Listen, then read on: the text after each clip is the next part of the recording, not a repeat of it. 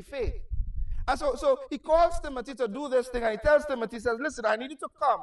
But before he does all of that, he says, I want you to remember something, just in case I don't get to see you. He says, I want you to preach God's word, whether it's popular or whether it is not. When he says in season and out of season, he said there's a time where everybody wants to hear about Jesus Christ.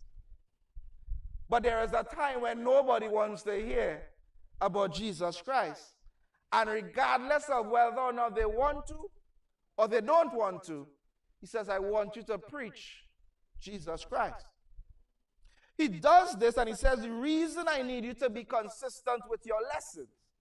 He says, because there's going to come a point in time where people are not just would not want to hear him, but they will create their own version of him.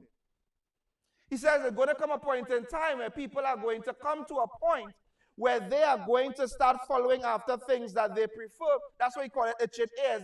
They chase after things that sounds interesting to them. But I beg you to remember something. It's still within the context of what he is saying. They are going to create different versions of Christ for themselves.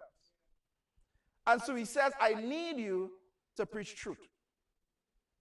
Because the truth of Christ is now going to be covered and masked in people's opinions of Christ. And if you have ever experienced somebody talking negatively of you, you will know full well it is always more, the negative story of you is always more popular than the positive one. I'll go there and say amen. And so he explains to him, I need you to speak the truth. Because the made-up version of him is going to get so popular, the truth is going to start sounding like the lie. So I need you to be consistent with it. And being watchful in all things is realizing that the devil has no intention whatsoever to make you enjoy your Christian state. Being watchful in all things is recognizing that one of the problems you have is people being disrespectful to you.